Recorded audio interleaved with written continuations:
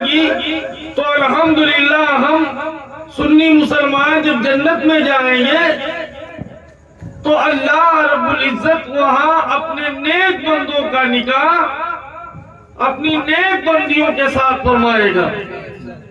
حالانکہ جنت میں کوئی عبادت نہیں ہوتی ہے، جنت دار الجزا ہے، دار العمل نہیں ہے، وہاں کوئی عبادت نہیں ہے۔ جب جنتی جنت میں جائیں گے تو کچھ اللہ کے بندے ہوں گے جو جنت میں بے چین ہوں گے، مضطرب ہوں گے، بے اطمینان ہوں گے۔ اللہ رب العزت فرشتوں سے پوچھے گا، اے فرشتوں، یہ کچھ لوگ ہیں جو بے چین سے نظر آ رہے ہیں، جو پریشان نظر آ رہے ہیں، جو مضطرب نظر آ رہے ہیں، آخر یہ پریشان کیوں ہیں؟ اس سے پوچھو میری جنت میں کس چیز کی کمی ہے؟ یہاں تو ہر چیز میسر ہے، ہر چیز حاصل ہے، تو پھر یہ جنت میں بے چین کیوں ہے؟ تو فرشتے جب اللہ کے ان نیک بندوں سے، ولیوں سے، صوفیوں سے پوچھیں گے کہ بھائی تم جنت میں کیوں پریشان ہو؟ یہاں تو ہر چیز موجود ہے، تو یہ بے چینی کیسی ہے؟ تو وہ اللہ کے نیک بندے کہیں گے، اے فرشتوں، دنیا میں رہ کر کے ہم نے پوری رات جو مصلے پر بتائی تھی، پوری رات مصلے پر کھڑے ہو کر کے جو ہم نے گزاری تھی، وہ اس جنت کے لیے تو نہیں گزاری تھی، ہم سے تو کسی اور چیز کا وعدہ کیا گیا تھا اور وہ چیز ہمیں نہیں ملی، اس لیے ہم بے چین و پریشان ہیں۔ تو فرشتے پوچھیں گے کہ کس چیز کا وعدہ کیا گیا تھا جو تمہیں نہیں ملا؟ تو اللہ کے نیک بندے کہیں گے کہ مجھ سے وعدہ کیا گیا تھا کہ جنت میں تمہیں رب کا دیدار کرایا جائے گا، تمہیں رب کا دیدار کرایا جائے گا۔ ہم نے جو جاگ کر راتیں گزاری تھی، ہم نے مصلے پر جو کھڑے ہو کر کے رات بھر قیام کیا تھا، گریہ وزاری میں جو راتیں بسر کی تھی، وہ اس جنت کے لیے نہیں بلکہ رب کے دیدار کے لیے وہ راتیں گزاری تھی، اور ہم وہی کی تلاشی ہیں۔ تو فرشتے جائیں گے رب کی بارگاہ میں، عرض کریں گے، مولا تیرے یہ بندے تجھے دیکھنا چاہتے ہیں، تیرے یہ بندے مولا تیری زیارت کرنا چاہتے ہیں۔ تو رب فرمائے گا، اے فرشتوں، حجابات کو ہٹا دو، میرے بندے میرا دیدار کر لیں۔ تو فرشتے عرض کریں گے، مولا یہ خاکی بشر تیرا کیسے نظارہ کریں گے، تیرا جلوہ کیسے دیکھیں گے؟ رب فرمائے گا، اے فرشتوں، آج کے دن جنت میں حجابات ہٹا دو، میں اپنا جلوہ انہیں دکھاؤں گا، اور میرے نیک بندے میرا جلوہ دیکھیں گے۔ یہ کیسے دیکھیں گے، میں کیسے دکھاؤں گا، یہ میں جانتا ہوں اور یہ دیکھنے والے جانیں گے۔ اور حجابات ہٹا دیا جائیں گے، پردے جب ہٹا دیا جائیں گے تو وہ اللہ کے نیک بندے جب رب کا جلوہ دیکھیں گے تو رب کے جلووں میں اس قدر گم ہو جائیں گے کہ وہ سجدے میں گر جائیں گے۔ وہ جب سجدے میں گریں گے تو رب فرمائے گا، اے فرشتوں ان سے کہو سجدے سے سر اٹھا لے، یہ جنت ہے، یہ دار الجزا ہے، یہ دار العمل نہیں ہے، یہاں عبادت نہیں ہوگی، یہاں عبادت کا صلہ ملے گا۔ تو جنت میں کوئی عبادت نہیں ہے۔ سجدہ کریں گے تو ان سے بھی کہا جائے گا کہ سر کو اپنے سجدے سے اٹھاؤ، یہ دار العمل ہے، یہاں عبادت نہیں، یہ دار الجزا ہے۔ تو بتانے کا مطلب یہ ہے کہ سجدے جیسی اہم عبادت بھی وہاں نہیں ہے۔ اگر وہاں کوئی عبادت ہے تو یہ نکاح والی عبادت ہے۔ وہاں نکاح، جنت میں بھی اگر کوئی عبادت ہوگی تو یہ نکاح والی عبادت ہوگی، نکاح ہوگا، باقی کوئی عبادت وہاں نہیں کی جائے گی۔ تو نکاح کی ابتدا سب عبادتوں سے پہلے ہے، اور سب سے آخر تک کوئی عبادت رہے گی وہ نکاح رہے گا۔ اتنی اہم عبادت ہے نکاح۔ تو نکاح کی بڑی اہمیت ہے، اور اس کا فلسفہ یہ ہے، نکاح کا علماء بیان کرتے ہیں کہ جب تک جو عبادت کی جاتی ہے جب تک جو عبادت کی جاتی ہے اس وقت تک اس کا ثواب ملتا ہے۔ مثال کے طور پر آپ جب نماز پڑھنا شروع کریں گے تو جب تک نماز پڑھتے رہیں گے ثواب آپ کو ملتا رہے گا، آپ کے نام اعمال میں ثواب لکھا جاتا رہے گا۔ یعنی تکبیر تحریمہ سے لے کر کے جب تک آپ سلام نہیں پھیریں گے تب تک آپ کو ثواب ملتا رہے گا۔ ایسے ہی روزہ ہے، آپ نے سحری کیا، صبح صادق سے آپ کا روزہ سٹارٹ ہوا، شروع ہوا، اور غروب آفتاب تک جب تک آپ افطار نہیں کریں گے اس وقت تک آپ کا روزہ رہا، تو جب تک آپ روزے سے رہے آپ کا ثواب ملتا رہا۔ جہاں آپ نے افطار کیا آپ کا روزہ ختم، ثواب کا وہ رجسٹر بند کر دیا گیا، نیکیوں کا رجسٹر بند، ثواب ملنا ختم۔ ایسے ہی آپ حج کے لیے نکلے، اگر کوئی 15 دن کے لیے، 20 دن کے لیے، 1 مہینے کے لیے، 40 دن کے لیے بندہ جیسے ہی حج کے لیے گھر سے نکلا اس کے نامہ اعمال میں نیکیاں لکھی جانے لگی، اور جب تک وہ واپس نہیں آیا تب تک اس کے نامہ اعمال میں نیکیاں لکھی جاتی رہی۔ لیکن جیسے ہی گھر واپس آ گیا حج سے، اب اس کا رجسٹر جو تھا نیکیوں والا بند کر دیا گیا، اب حج کا ثواب نہیں ملنا۔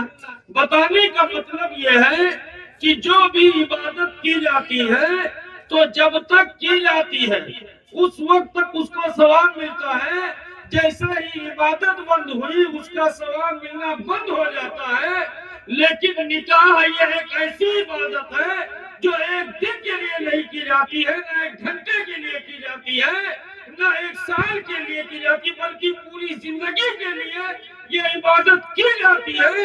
تو جیسے ہی بندہ قبول ہے کہتا ہے اس وقت سے نیکیاں لکھنا شروع ہو جاتی ہے، اور جب تک بیوی نکاح میں رہتی ہے تب تک نیکیاں لکھی جاتی رہتی ہے۔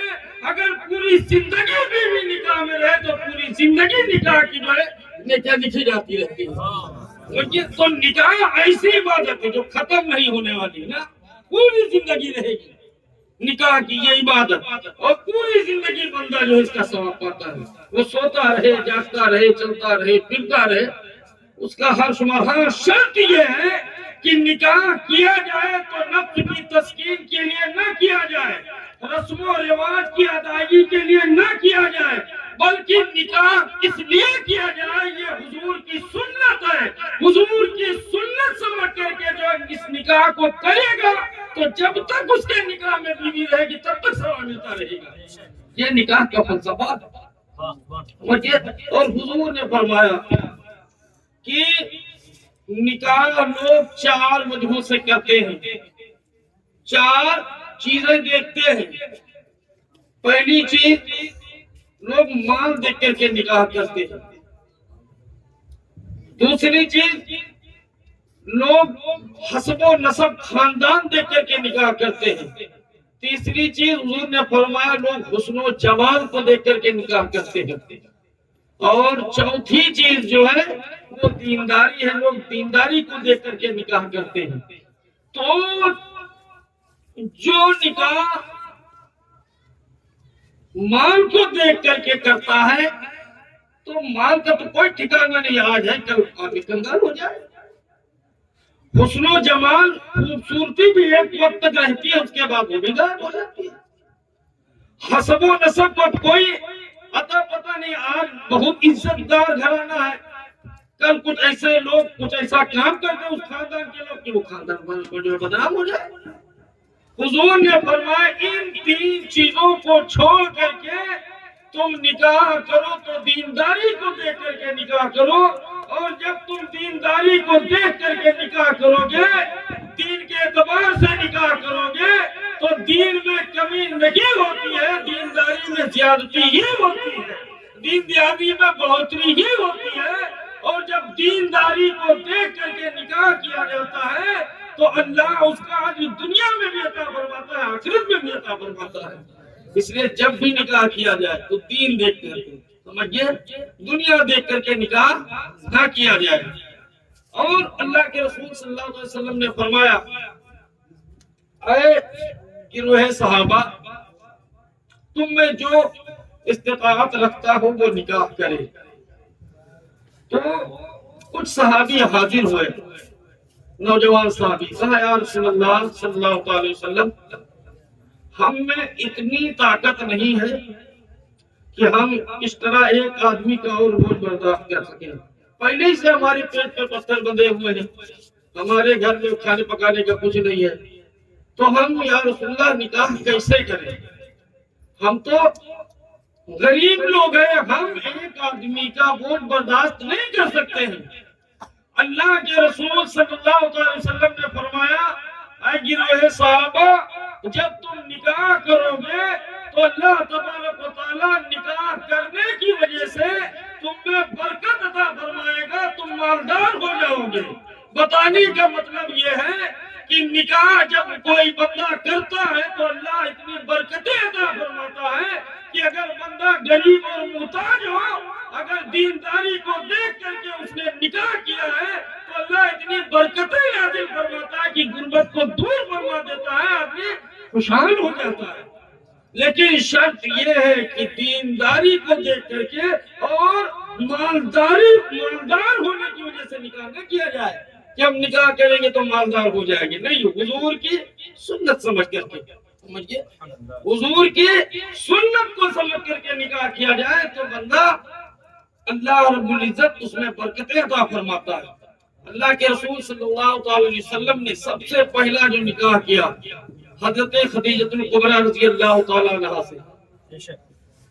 آج حضور صلی اللہ علیہ وسلم کی عمر مبارک اس وقت 25 سال تھی اور حضرت خدیجہ رضی اللہ تعالیٰ عنہا کی عمر 45 سال تھی، سمجھئے، اور آپ پہلے سے 2 شوہروں سے بیوہ ہو چکی تھی۔ جب اللہ کے رسول صلی اللہ علیہ وسلم نے نکاح کا پیغام بھجوایا تو وہ کہتی ہے میرا پہلے سے خیال تھا کہ میری یہ سوچ تھی کہ میں اب نکاح نہیں کروں گی، چونکہ وہ بہت مالدار تھی، بڑے خوشحال گھرانے سے ان کا تعلق تھا، اللہ نے انہیں بہت مال و دولت عطا کیا تھا۔ حضرت خدیجہ الکبریٰ رضی اللہ تعالی عنہا کی زندگی بڑی خوشحال تھی۔ خود حضور فرماتے ہیں کہ جب میرے نکاح میں حضرت خدیجہ آئی تو حضرت خدیجہ رضی اللہ تعالیٰ عنہ اتنا مال لے کر کے آئی کہ ایک مال کے ڈھیر کے اس طرف ایک بندے کو کھڑا کر دیا جائے اور مال کے ڈھیر کے اس طرف ایک بندے کو کھڑا کر دیا جائے تو ادھر والا ادھر والے کو، ادھر والا ادھر والے کو نہیں دیکھ سکتا تھا، اتنا مال تھا۔ لیکن اللہ کے رسول صلی اللہ علیہ وسلم کے نکاح میں جب آئی تو سارا مال حضور کو عطا کر دیا، یا رسول اللہ آپ جیسے چاہے اسے خرچ کریں، جہاں چاہے آپ اسے خرچ کریں۔ حضور صلی اللہ علیہ وسلم نے سارا مال دین پر خرچ کر دیا، اسلام پر پورا مال خرچ کر دیا۔ اور حضور صلی اللہ علیہ وسلم جب غار حرا میں عبادت کے لیے تشریف لے جاتے ہیں، غار میں جو آپ کے گھر سے تقریباً 15 کلومیٹر دور تھا، 15 کلومیٹر کی دوری پر وہ غار تھا جہاں حضور عبادت کے لیے تشریف لے جاتے تھے۔ تو حضرت خدیجہ الکبریٰ رضی اللہ تعالیٰ عنہا جو اتنے خوشحال گھرانے سے تھی، جو اتنا مال لائی تھی، وہ حضور کے لیے کھانا بنا کر کے غار میں حضور کو کھانا دینے جاتی تھی۔ تو یہ معمول تھا آپ کا کہ ہر دن آپ کھانا بناتی اور حضور صلی اللہ علیہ وسلم کے لیے کھانا لے کر کے 15 کلومیٹر کا سفر طے کرتے، ہر دن 15 کلومیٹر کا سفر طے کر کے حضرت خدیجہ الکبریٰ رضی اللہ تعالیٰ عنہا حضور کو کھانا دینے جاتی تھی۔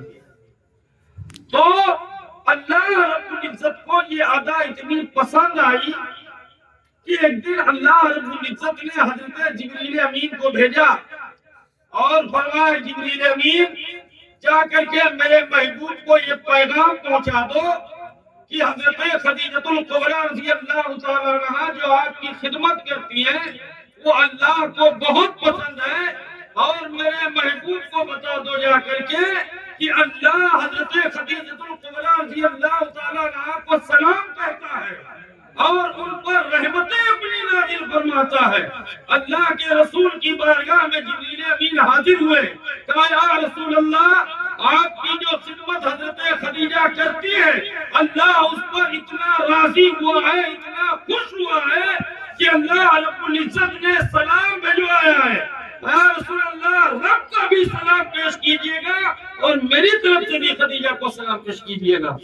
بتانے کا مطلب یہ ہے کہ جب بیوی شوہر کی خدمت کرتی ہے, شوہر پریشان ہو تو اس کی پریشانی میں اگر بیوی ساتھ دیتی ہے تو اللہ اس سے راضی ہوتا ہے, اللہ اس سے خوش ہوتا ہے. حضرت خدیجہ الکبریٰ رضی اللہ تعالیٰ عنہا کا انتقال 65 سال کی عمر میں ہوا تقریباً. جتنے دن حضور کے نکاح میں آپ رہی حضور نے دوسرا نکاح نہیں فرمایا, اور جتنی اولادیں ہوئی ہیں حضرت ابراہیم کو چھوڑ کر کے سب حضرت خدیجہ الکبریٰ رضی اللہ تعالیٰ عنہا سے ہوئی ہے. حضرت خدیجہ الکبریٰ سے حضرت فاطمہ زہرا رضی اللہ تعالیٰ عنہا, حضرت رقیہ, حضرت ام کلثوم, حضرت زینب, حضرت قاسم, حضرت عبداللہ, حضور کی ساری اولادیں ایک کو چھوڑ کر کے آپ کے بدن مبارک سے ہوئی. اور جب وصال کا وقت آیا, جب آپ کے انتقال کا وقت آیا سمجھئے, تو اللہ کے رسول صلی اللہ علیہ وسلم کی بارگاہ میں حضرت فاطمہ زہرا کو بھیجا. کہا جاؤ اپنے بابا جان سے چادر مانگ لاؤ. حضرت خاتون جنت گئی حضور کی بارگاہ میں, عرض کیا ہے رسول اللہ امی جان چادر مانگ رہے ہیں. حضور نے میں چادر کیا کریں گے, حضور خود تشریف لائے. تو آپ نے پوچھا ہے خدیجہ چادر مانگا ہے, کیا کریں گی چادر کو؟ آپ نے عرض کیا یا رسول اللہ یہ میرے زندگی کا آخری وقت چل رہا ہے اور میں چاہتی ہوں کہ جب میرا انتقال ہو تو جو میری کفن مجھے جو کفن دی جائے وہ آپ کی چادر ہو.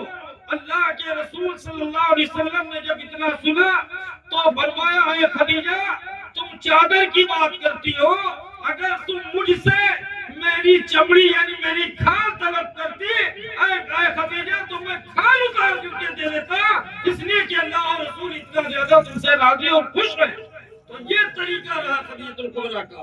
سمجھئے وہی خدیجہ الکبریٰ رضی اللہ تعالیٰ عنہ کی بیٹی ہے فاطمہ زہرا رضی اللہ تعالیٰ عنہ, کہ جب ان کا گزر میدان محشر میں ہوگا تو اللہ کی طرف سے فرشتہ یہ ندا دے گا اے اہل محشر اپنی گردنوں کو جھکا لو, اپنی نگاہوں کو جھکا لو, اس لیے کہ فاطمہ بنت محمد کا گزر ہونے والا ہے. اے مسلمانوں جب فاطمہ کی اتنی عظمت ہے تو جو فاطمہ کی ماں حضرت خدیجہ الکبریٰ رضی اللہ تعالیٰ عنہا ہے جن کے قدموں کے نیچے حضرت خاتون جنت حضرت فاطمہ کی جنت ہے, پھر اس خدیجہ الکبریٰ کا مرتبہ کیا ہوگا؟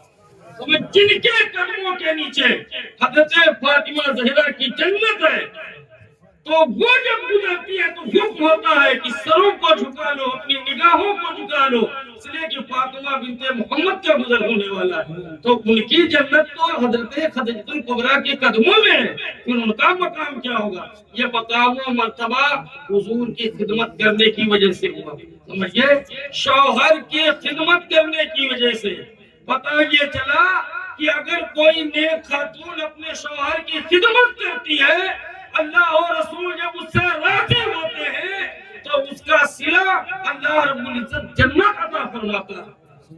تو نکاح وہ بابرکت عبادت ہے جو سب سے پہلے وجود میں آئی اور سب سے آخر تک رہے گی. سمجھئے سب سے آخر تک رہے گی. اللہ کے رسول نے فرمایا النکاح من سنتی فمن رغب عن سنتی فلیس منی. نکاح میری سنت ہے, نکاح میری سنت ہے, اور جو میری سنت سے رغبت نہ رکھے وہ مجھ سے نہیں ہے. دیکھو آپ کھانا کھائیں, پانی پیئیں, لباس پہنے, سوئیں, جاگیں, چلیں, ہر چیز میں اگر آپ حضور کی سنت کو ترک کر دیں, معاذ اللہ حضور کی سنت پر عمل نہ کریں تو آپ کو ثواب نہیں ملے گا. آپ کو ثواب نہیں ملے گا. لیکن حضور نے اپنی کسی سنت کو چھوڑنے پر یہ نہیں فرمایا کہ اگر اس سنت کو چھوڑ دو گے تو مجھ سے نہیں ہو، لیکن نکاح وہ سنت مبارکہ ہے حضور کی۔ اللہ کے رسول نے فرمایا کہ اگر تم نکاح نہیں کرو گے، نکاح کو چھوڑو گے تو میرے معاشرے سے نہیں ہو۔ اتنا اہم ہے نکاح۔ باقی سنتیں آپ چھوڑ دیں، اس پہ کوئی سزا کا حکم نہیں، لیکن نکاح اگر کوئی چھوڑتا ہے تو اللہ کے رسول فرماتے فلیسا منی، تم ہم سے نہیں، مجھ سے نہیں ہو۔ اور پھر حضور نے فرمایا کہ جو بندہ نکاح کرتا ہے، جو بندہ نکاح کر لیتا ہے تو اس کا آدھا ایمان محفوظ ہو جاتا ہے۔ نکاح کرو، تمہارے آدھے ایمان کی حفاظت ہو جائے گی اور آدھے ایمان کے بارے میں اللہ سے ڈرتے رہو۔ مجھے جو بھی سنت آپ کریں، نماز پڑھیں، نماز پر آپ کو ثواب ملے گا، مغفرت، گناہوں کی مغفرت کی بشارت ہے۔ آپ دیگر عبادت کریں، اس پر آپ کو ثواب کی بشارت دی گئی ہے، لیکن کسی عبادت پر یہ نہیں کہا گیا کہ تم یہ عبادت کرو گے تو تمہارا آدھا ایمان محفوظ ہو جائے گا۔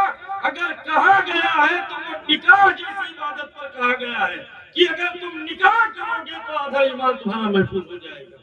مجھے اور آدھے ایمان کے بارے میں اللہ سے ڈرتے رہو۔ کسی سنت کے بارے میں نہیں کہا گیا نکاح کے علاوہ، یہاں تک کہ جو افضل العبادت ہے نماز کے بارے میں بھی نہیں کہا گیا کہ نماز پڑھو تمہارا ایمان سلامت رہے گا، تمہارا ایمان محفوظ ہو جائے گا۔ لیکن نکاح کے بارے میں اللہ کے رسول نے فرمایا کہ تم نکاح کرو، تمہارا آدھا ایمان محفوظ ہو جائے گا، آدھے ایمان کی تحفظ ہو جائے گا، اور آدھے ایمان کے بارے میں اللہ سے ڈرتے رہو۔ تو نکاح یہ وہ عظمت اور بابرکت عبادت ہے۔ اور پھر حضور نے فرمایا کہ میدان محشر میں 120 صفحے ہوں گے، 130 صفحے ہوں گی لوگوں کی، اور حضور نے فرمایا اس میں سے 80 صفحے خالص میری امت کی ہوں گی، اور 40 صفحے پوری دنیا اگلی امتیں جتنی بھی آئی ہیں اگلی امتیں ہوں گی، اور 80 صفحے خالی حضور کی ہوگی، سمجھئے۔ اور اللہ کے رسول نے فرمایا میں اپنی کثرت امت کو دیکھ کر کے، امت کو زیادتی کو دیکھ کر کے میں فخر محسوس کروں گا، خوشی محسوس کروں گا، سمجھئے۔ تو یہ امت کا اضافہ جو ہوگا وہ کیسے ہوگا؟ امت کیسے بڑھے گی؟ امت کے بڑھنے کا ایک ہی طریقہ ہے کہ لوگ نکاح کریں، لوگ شادی بیاہ کریں، جس سے نسلیں آباد ہو، نسلیں چلیں۔ جب نسلیں بڑھیں گی میدان محشر میں اللہ کے رسول جب اپنی امت کی کثرت کو دیکھیں گے تو خوشی اور فخر محسوس کریں گے۔ اس لیے نکاح کیا جائے تاکہ امت بڑھے اور حضور کو خوشی جو ہے اور فخر محسوس ہو۔ تو نکاح سے افزائش امت، افزائش نسل، اور پھر جب آپ نکاح کریں گے آپ کے بچے ہوں گے، سمجھے، جب آپ کے بچے ہوں گے انہی میں سے کوئی ایک ایسا بچہ ہوگا جو بہت نیک ہوگا، جو عبادت گزار ہوگا، جو پرہیزگار ہوگا، جو نیک اور متقی ہوگا۔ تو وہ نیک اور متقی بچہ جب جائے گا مسجد میں نماز پڑھنے کے لیے، اللہ کی بارگاہ میں حاضر ہوگا 5 ٹائم، اور 5 ٹائم وہ رب کی بارگاہ میں عرض کرے گا اللہم ربنا اغفر لی ولوالدی وللمؤمنین یوم یقوم الحساب۔ اے اللہ مجھے بخش دے، میرے والدین کو بخش دے، تمام مسلمانوں کو بخش دے۔ تو جن کی اولاد ہوگی، جن کی اولاد 5 ٹائم رب کی بارگاہ میں اپنے والدین کی بخشش و مغفرت کی دعا کرے گی، اللہ کی رحمت کو جوش آئے گا اور اللہ اپنے گنہگار بندے کو بخش دے گا۔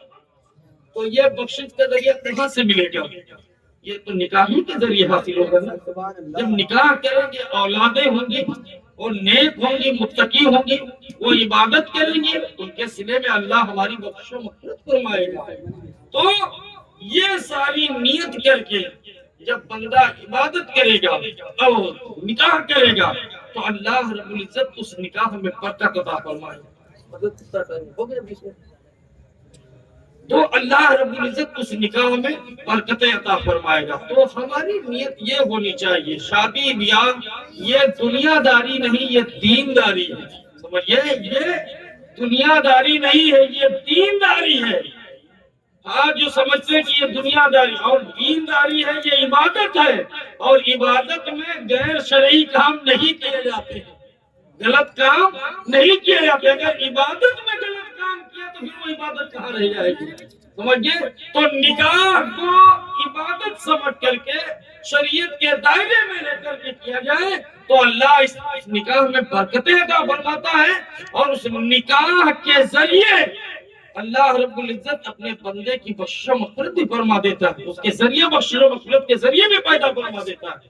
تو نکاح کو عبادت سمجھ کر کے عبادت کی نیت سے کیا جائے۔ اللہ رب العزت کی بارگاہ میں دعا ہے، مالک و مولا ہم سب کو حسن عمل کی توفیق رفیق عطا فرمائے۔ ٹھیک ہے، وقت ہو گیا کافی، ٹھیک ہے، اب وقت ہو گیا ہے، انشاءاللہ پھر کبھی موقع ملا۔ وہاں کوثر صاحب ہیں، کہاں گیا؟ وہاں کوثر صاحب ہیں، اگر موقع میسر ہے تو انشاءاللہ اس میں باقی گفتگو ہوگی۔ وہاں کوثر صاحب باقی ہے نا، بہرحال اللہ رب العزت کی بارگاہ میں دعا ہے، مالک و مولا ہم سب کو شریعت و سنت پر عمل کی توفیق رفیق عطا فرمائے۔ السلام علیکم۔